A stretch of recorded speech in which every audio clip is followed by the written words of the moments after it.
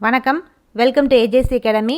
இன்றைக்கி இந்த கிளாஸில் நம்ம என்ன பார்க்க போகிறோன்னா, டிஎன்பிசி ஜேடிஓவில் engineering mechanics and mechanics of ஸ்ட்ரக்சரில் 1000 பாயிண்ட்ஸ் பற்றி தான் வந்து இந்த கிளாஸில் வந்து பார்க்க போகிறோம். ஸோ இன்றைக்கி அடுத்த 50 பாயிண்ட்ஸ் வந்து என்ன இருக்குது அப்படின்றத இன்றைக்கி கிளாஸில் வந்து பார்க்கலாம்.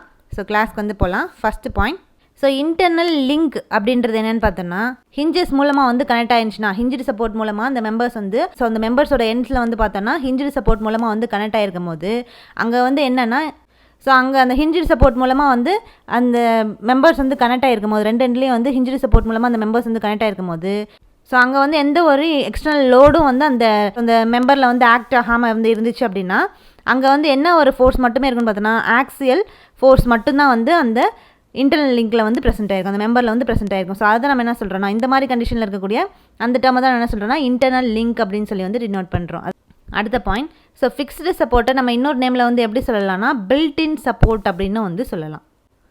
நெக்ஸ்ட்டு, ஸோ இந்த பீம் வந்து என்னென்னா ஒரு ஸ்ட்ரக்சரல் மெம்பர், அதில் வந்து பொதுவாக ப்ரிடாமினண்ட்டாக என்ன வந்து க்ரியேட் ஆகும், ப்ரெசென்ட் ஆகிருக்கும் அப்படின்னு பார்த்தோன்னா பெண்டிங் மட்டும்தான் வந்து இந்த பீமில் வந்து நடக்கும். ஸோ காலம் அப்படின்றது என்னென்னா ஒரு வெர்டிக்கல் கம்ப்ரெஷன் மெம்பர், அது வந்து ஸ்லெண்டராகவும் ஸ்ட்ரைட்டாக வந்து ப்ரெசென்ட் ஆகிருக்கும். நெக்ஸ்ட்டு இந்த காலத்தில் வந்து என்ன வந்து கிரியேட் ஆகும்னு பார்த்தோன்னா ஆக்சியல் கம்ப்ரெஷனும் மொமெண்ட்டும் வந்து கிரியேட் ஆகும் இந்த காலத்தில். நெக்ஸ்ட் பாயிண்ட், ஸோ இந்த ட்ரஸ் வந்து எப்படி கன்ஸ்ட்ரக்ட் பண்ணுறாங்கன்னு பார்த்தோன்னா, அதில் ஃபுல்லாகவே வந்து பின் ஜாயிண்டட் ஸ்லெண்டர் மெம்பர்ஸால் தான் வந்து இந்த ட்ரஸ் வந்து கன்ஸ்ட்ரக்ட் பண்ணுறாங்க. அது யூஸ்வலாக எந்த ஷேப்பில் இருக்குன்னு பார்த்தோன்னா ட்ரையாங்குலர் ஷேப்பில் தான் வந்து இந்த ட்ரஸ் வந்து கன்ஸ்ட்ரக்ட் பண்ணியிருப்பாங்க. இந்த ட்ரஸில் வந்து லோடு வந்து எங்கே அப்ளை பண்ணுவாங்கன்னு பார்த்தோன்னா, இந்த ஜாயிண்ட்ஸில் தான் வந்து அப்ளை பண்ணியிருப்பாங்க லோடு எல்லாமே. அது எதனாலனா, ஸோ ஒவ்வொரு மெம்பரும் அந்த ஜாயிண்ட்டில் போய் கனெக்ட் ஆகிருக்கக்கூடிய ஒவ்வொரு மெம்பர்லேயும் என்ன ஃபோர்ஸ் மட்டுமே வந்திருக்குன்னு பார்த்தோன்னா ஆக்சியல் ஃபோர்ஸ் மட்டுமே தான் வந்து அந்த ஒவ்வொரு மெம்பர்லேயும் வந்து ஆக்ட் ஆகிருக்கும். ஸோ அது வந்து ஆக்சியல் கம்ப்ரெஷனாக இருக்கலாம், இல்லை ஆக்சியல் டென்ஷனாக வந்திருக்கலாம். ஸோ ஆனால் அந்த ஜாயின்ஸில் தான் வந்து எப்போவுமே இந்த ட்ரெஸ்ஸஸை பொறுத்த வரைக்கும் லோடு வந்து அப்ளை பண்ணுவாங்க. அப்படி அந்த லோடு வந்து அந்த ஜாயின்ஸில் வந்து அப்ளை ஆகிருக்கும் போது அந்த எல்லா மெம்பர்ஸ்லேயும் வந்து என்ன ஒரு ஃபோர்ஸ் மட்டுமே இருக்குன்னு பார்த்தோன்னா ஆக்சியல் ஃபோர்ஸ் மட்டும்தான் வந்து ப்ரெசென்ட் ஆகும்.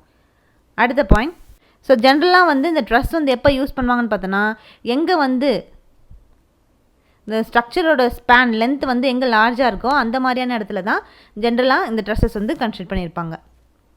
அடுத்த பாயிண்ட், ஸோ நெக்ஸ்ட்டு ஃப்ரேம் எப்படி வந்து கன்ஸ்ட்ரக்ட் பண்ணுறாங்கன்னு பார்த்தோன்னா, எய்தர் பின் ஜாயிண்டட் இல்லாட்டி fixed jointed beam and column மூலமாக இந்த ஃப்ரேம் வந்து கன்ஸ்ட்ரக்ட் பண்ணுறாங்க.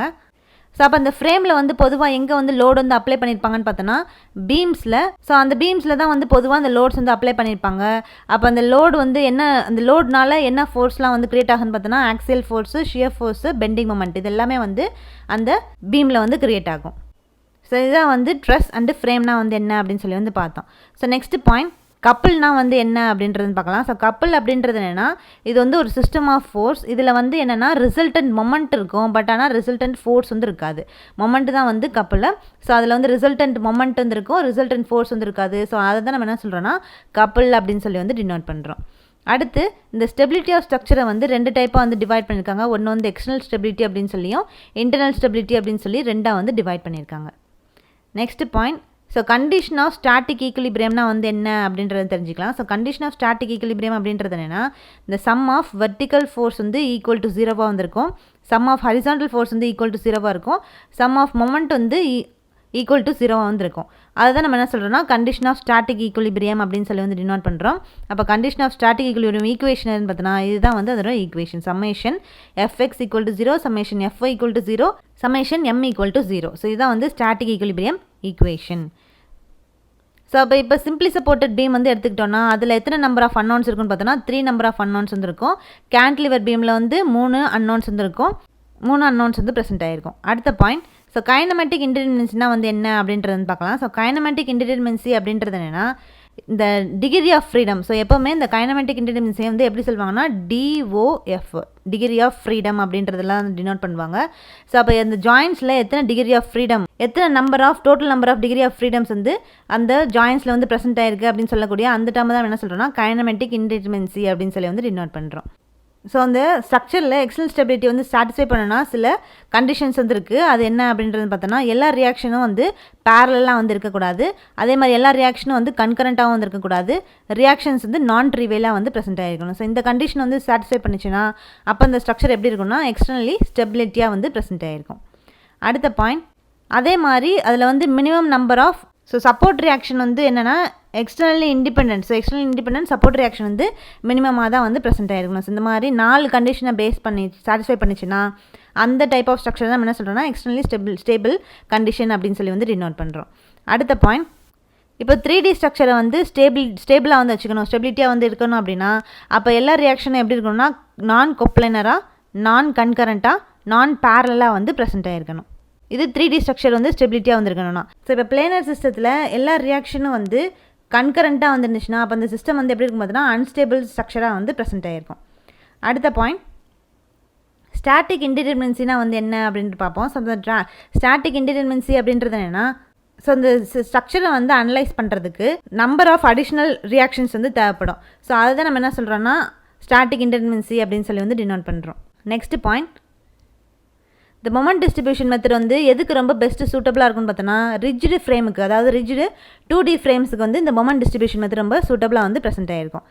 ஸோ கேன்டிலிவர் பீம் வந்து எடுத்துக்கிட்டோம் அப்படின்னா அங்கே பெண்டிங் மொமெண்ட் வந்து 0 வந்து எங்கே ஆக்ட் ஆகுதுன்னு பார்த்தோன்னா ஃப்ரீ எண்டில் பெண்டிங் மொமெண்ட் வந்து 0 வந்துருக்கும் கேன்டிலிவர் பீமில். ஸோ அது எதனாலனா ஃப்ரீ எண்டில் வந்து எந்த ஒரு சப்போர்ட்டும் வந்து இல்லாதனால அங்கே எந்த ஃபோர்ஸும் வந்து க்ரியேட் ஆகாது. அதனால் என்ன நடக்குதுன்னா அந்த ஃப்ரீ எண்டில் வந்து பெண்டிங் வந்து நடக்குது. இந்த பெண்டிங் மொமெண்ட் வந்து இந்த கேன்டிலிவர் பீமில் வந்து ஃபிக்ஸட் எண்டில் வந்து பார்த்தோன்னா மேக்ஸிமமாக வந்திருக்கும். ஸோ கேன்டிலிவர் பீமில் ஃப்ரீ எண்டில் பெண்டிங் மொமெண்ட் 0 வந்திருக்கு. இந்த ஃபிக்ஸட் எண்டில் வந்து கேன்டிலிவர் பீமில் பெண்டிங் மொமெண்ட் வந்து மேக்ஸிமமாக வந்திருக்கு. அது எதனால அப்படின்னு வந்து பார்த்தோன்னா இந்த பீம் வந்து ஒரு சப்போர்ட்டில் வந்து ஃபிக்ஸட் கண்டிஷனில் வந்துருக்கிறனால இந்த சப்போர்ட் வந்து என்ன ப்ரிவென்ட் பண்ணுதுன்னா அந்த பீம் வந்து ரொட்டேட் ஆகாமல் வந்து ப்ரிவென்ட் பண்ணுது. ஸோ அந்த பீம் வந்து போய் ஒரு இடத்துல வந்து ஃபிக்ஸட் கண்டிஷனில் இருக்கிறனால அந்த பீம் வந்து ரொட்டேஷன் ஆகாமல் வந்து ப்ரிவென்ட் பண்ணுறதுனால அந்த இடத்துல ஸோ அந்த ஃபிக்ஸர் எண்டில் கேன்டிலிவர் பீமோட ஃபிக்ஸர் எண்டில் எப்போவுமே பெண்டிங் மொமெண்ட் மேக்ஸிமமாக வந்து ப்ரெசென்ட் ஆகிருக்கும். அடுத்த பாயிண்ட், அதே மாதிரி இந்த கேன்டிலிவர் பீமில் வந்து பெண்டிங் மொமெண்ட் வந்து எங்கே வந்து 0 இருக்குன்னு பார்த்தோன்னா சென்டர், அந்த பீமோட அந்த கேன்டிலிவர் பீமோட சென்டரில் வந்து பெண்டிங் மொமெண்ட் வந்து 0 வந்திருக்கும். அது எப்போன்னு பார்த்தோன்னா இந்த பீம் வந்து சிமெட்ரிக்கல், இந்த பீமில் வந்து லோடிங் வந்து சிமெட்ரிக்கலாக வந்து லோடிங் வந்து பண்ணியிருந்தாங்கன்னா அப்போ இந்த பெண்டிங் மொமெண்ட் வந்து இந்த கேன்டிலிவர் பீமில் சென்டர்லேயே வந்து 0 வந்து ப்ரெசென்ட் ஆகிருக்கும். ஸோ அது எதனால அப்படின்னு வந்து பார்த்தோன்னா ஸோ அந்த பீமில் க்ரியேட் ஆகக்கூடிய ஃபோர்ஸ் வந்து பேலன்ஸாக வந்து ஆயிடுது. அப்போ அதனால் என்ன ஆகுதுன்னா அங்கே வந்து எந்த ஒரு நெட் ஃபோர்ஸும் அந்த பெண்டிங் மொமெண்ட்டை வந்து அக்கர் ஆகிறதுக்கு எந்த ஒரு நெட் ஃபோர்ஸும் வந்து இல்லாதனால அந்த சென்டர் பாயிண்ட்டில் இந்த கேன்டிலிவர் பீமில் சிமெட்ரிக்கல் லோடிங் வந்து கொடுக்கும் போது பெண்டிங் மொமெண்ட் வந்து 0 வந்து ப்ரெசென்ட் ஆகுது. ஸோ நெக்ஸ்ட் பாயிண்ட் வந்து பார்க்கலாம். ஸோ இந்த பெண்டிங் ஸ்ட்ரெஸ்ஸோட எஃபெக்ட் வந்து ரொம்ப அதிகமாக வந்திருக்கும் when compared to shear ஸ்ட்ரெஸ்ஸோட எஃபெக்ட் இந்த பீமில். அது எதனால அப்படின்னு பார்த்தோன்னா பெண்டிங் மொமெண்ட் வந்து நிறைய அதிகமாக வந்திருக்கும். எப்போவுமே when compared to shear ஃபோர்ஸை கம்பேர் பண்ணுவோம் பெண்டிங் மொமெண்ட் தான் வந்து இந்த பீமில் வந்து அதிகமாக இருக்கும். அதனால தான் வந்து பெண்டிங் ஸ்ட்ரெஸ்ஸோட எஃபெக்ட் வந்து இந்த பீமில் வந்து அதிகமாக வந்திருக்கு when compared to effect of shear stress. So அதனால தான் அந்த ரீசனுக்காக தான் வந்து என்னென்னா அந்த பீம் வந்து எப்போவுமே எப்படி எதை வச்சு டிசைன் பண்ணுறாங்கன்னா இந்த பெண்டிங் ஸ்ட்ரெஸ்ஸை வச்சு தான் வந்து டிசைன் பண்ணுவாங்க. ஆனால் வந்து அந்த பெண்டிங் ஸ்ட்ரெஸ்ஸை வச்சு எதை வந்து செக் பண்ணிக்கிறாங்கன்னு பார்த்தோன்னா ஷியர் ஸ்ட்ரெஸ் மூலமாக ஏதாவது கிராக்கு இல்லை வேறு ஏதாவது வந்து ஃப்ராக்சர்ஸுக்கு ஃபெயிலியர் வந்து நடக்குதா அப்படின்றத இந்த பெண்டிங் ஸ்ட்ரெஸ் க்ரியேட் ஆகக்கூடிய பெண்டிங் ஸ்ட்ரெஸ் மூலமாக இந்த ஷியர் ஸ்ட்ரெஸ் வந்து செக் பண்ணிக்கிறாங்க. Next point, so bending stress அப்படின்றது என்னென்னு பார்த்தோன்னா ஸோ பெண்டிங் ஸ்ட்ரெஸ் வந்து பெண்டிங் ஸ்ட்ரெஸ் வந்து எதனால் வந்து க்ரியேட் ஆகுதுன்னா இந்த பீமில் வந்து பெண்டிங் வந்து நடக்கிறனால தான். பீமில் வந்து பெண்டிங் வந்து நடக்கும்போது அப்போ தான் வந்து பெண்டிங் ஸ்ட்ரெஸ் வந்து க்ரியேட் ஆகுது. ஸோ இப்போ பீமில் பெண்டிங் வந்து எப்படி நடக்குது அக்கர் ஆகுதுன்னு பார்த்தோன்னா இந்த ஃபோர்ஸ் வந்து இந்த பீமோட ஆக்சஸ்க்கு பெர்பெண்டிகுலராக வந்து ப்ரெசென்ட் ஆயிடுச்சுன்னா அந்த பீம் வந்து பெர்பெண்டிகுலராக இந்த ஃபோர்ஸ் வந்து லோடு வந்து அப்ளை ஆகிருக்கும் போது அங்கே பீமில் வந்து பெண்டிங் வந்து நடக்குது. அதனால என்ன க்ரியேட் ஆகுதுன்னு பார்த்தோன்னா பெண்டிங் ஸ்ட்ரெஸ் வந்து க்ரியேட் ஆகுது. அடுத்த பாயிண்ட், இப்போ ஷியர் ஸ்ட்ரெஸ் வந்து எதனால இந்த பீமில் வந்து க்ரியேட் ஆகுது அப்படின்றது பார்க்க போகிறோம். ஸோ ஷியர் ஸ்ட்ரெஸ் வந்து எதனால் வந்து க்ரியேட் ஆகுதுன்னு பார்த்தோன்னா இந்த பீமில் வந்து ஷியரிங்னால இந்த ஷியர் ஸ்ட்ரெஸ் வந்து க்ரியேட் ஆகுது. அப்போ இந்த ஷியரிங் வந்து எப்படி அக்கர் ஆகுதுன்னு பார்த்தோன்னா இந்த பீமோட ஆக்சஸுக்கு இந்த லோடு வந்து பேரலாக வந்து ப்ரெசென்ட் ஆகிருக்கும். இந்த பீமோட ஆக்சஸுக்கு பேரலாக இந்த லோடு வந்து ப்ரெசென்ட் ஆகிருக்கிறதுனால லோடு பி வந்து அந்த பீமோட ஆக்சஸ்லேயே வந்து இந்த ஷியரிங்கும் வந்து நடக்கிறதுனால அதில் என்ன ஸ்ட்ரெஸ் வந்து க்ரியேட் ஆகுதுன்னு பார்த்தோன்னா ஷியர் ஸ்ட்ரெஸ் வந்து க்ரியேட் ஆகுது. ஸோ இதான் வந்து bending stress and shear stress. அடுத்த பாயிண்ட், ஸோ இப்போ ஓவர் ஹேங்கிங் பீம் வந்து எடுத்துக்கிட்டோன்னா அங்கே பெண்டிங் மொமெண்ட் வந்து சப்போர்ட்டுக்கு நடுவில் வந்து எப்படி இருக்கும் பார்த்தோன்னா பாசிட்டிவ் பெண்டிங் மொமெண்ட்டாக வந்திருக்கும் ஓவர் ஹேங்கிங் பீமில். அதே மாதிரி இந்த பெண்டிங் மொமெண்ட் வந்து நெகட்டிவாக வந்திருக்கும் எங்கன்னா இந்த ஓவர் ஹேங்கிங் பொசிஷன் வந்துருக்கும்ல. ஸோ இதான் வந்து ஓவர் ஹேங்கிங் பீம்னா இந்த 2 சப்போர்ட்டுக்கு நடுவில் வந்து பெண்டிங் மொமெண்ட் வந்து பாசிட்டிவாக வந்திருக்கும். இந்த ஓவர் ஹேங்க்டு போர்ஷனில் வந்து எப்படி இருக்குன்னு பார்த்தோன்னா பெண்டிங் மொமெண்ட் வந்து நெகட்டிவாக வந்து ப்ரெசென்ட் ஆகிருக்கும். அடுத்த point, so polar moment of inertia வந்து எப்படி சொல்கிறாங்கன்னு பார்த்தோன்னா it's a measure of beam's ability to resist torsion. So அந்த பீமோட எபிலிட்டி எந்த அளவுக்கு இந்த பீமை வந்து இந்த டார்ஷனை வந்து ரெசிஸ்ட் பண்ணக்கூடிய அந்த எபிலிட்டியை மெஷர் பண்ணக்கூடிய அந்த டேர்மை தான் நம்ம என்ன சொல்கிறோன்னா போலார் மொமெண்ட் ஆஃப் இனர்ஷியா அப்படின்னு சொல்லி டினோட் பண்ணுறோம். ஸோ இப்போ போலார் மொமெண்ட் ஆஃப் இனர்ஷியானாலே அந்த பீமில் இந்த டார்ஷன் வராமல் எந்த அளவுக்கு அது பாதுகாக்குது அப்படின்னு சொல்லக்கூடிய அந்த டேர்மை நம்ம போலார் மொமெண்ட் ஆஃப் இனர்ஷியா அப்படின்னு சொல்லி சொல்கிறோம். அடுத்து mass moment of inertia. Mass moment of inertia அப்படின்றத என்ன சொல்கிறாங்கன்னா, ஸோ இந்த ஆப்ஜெக்ட், ஸோ இந்த பீமில் ஏதாவது ஒரு ஆப்ஜெக்ட் வந்து ரொட்டேட் ஆகாமல் ரெசிஸ்ட் பண்ணி நிற்கக்கூடிய அந்த எபிலிட்டியை மெஷர் பண்ணக்கூடிய அந்த டேர்மை தான் என்ன சொல்கிறோன்னா மாஸ் மொமெண்ட் ஆஃப் இனர்ஷியா அப்படின்னு சொல்லி வந்து டினோட் பண்ணுறோம். அடுத்த பாயிண்ட், ஸோ இந்த கேன்டிலிவர் பீமில் ஸ்லோப் அண்ட் டிஃப்ளெக்ஷன் வந்து ஃப்ரீ எண்டில் வந்து எப்படி இருக்குன்னு பார்த்தோன்னா மேக்ஸிமமாக வந்து ப்ரெசென்ட் ஆகிருக்கும். ஸோ கேன்டிலிவர் பீமில் வந்து பெண்டிங் மொமெண்ட் வந்து 0, ஃப்ரீ எண்டில் வந்து 0வாக வந்திருக்கும். மேக்ஸிமம் பெண்டிங் மொமெண்ட் எங்கே இருக்குன்னு பார்த்தோன்னா ஃபிக்ஸட் எண்டில் வந்து மேக்ஸிமம் பெண்டிங் மொமெண்ட் வந்து கேன்டிலிவர் பீமில் வந்து ப்ரெசென்ட் ஆகிருக்கும். அதே மாதிரி இந்த கேன்டிலிவர் பீமில் ஸ்லோப் அண்ட் டிஃப்ளெக்ஷன் வந்து எங்கே 0வாக இருக்குன்னு பார்த்தோன்னா ஃபிக்ஸட் எண்டில் வந்து ஸ்லோப் அண்ட் டிஃப்ளெக்ஷன் வந்து 0வில் வந்து ப்ரெசென்ட் ஆகிருக்கும். ஸோ மொமெண்ட் ஏரியா மெத்தடை இன்னொரு நேமில் நம்ம எப்படி சொல்லலாம்னா மோர்ஸ் மெத்தட் அப்படின்னு வந்து சொல்லலாம். இந்த மொமெண்ட் ஏரியா மெத்தடை வந்து எங்கே வந்து யூஸ் பண்ணலான்னு பார்த்தோன்னா பீம்ஸுக்கு ஃப்ரேம்ஸுக்கு ரெண்டுத்துக்குமே வந்து இந்த மொமெண்ட் ஏரியா மெத்தட் வந்து யூஸ் பண்ணலாம்.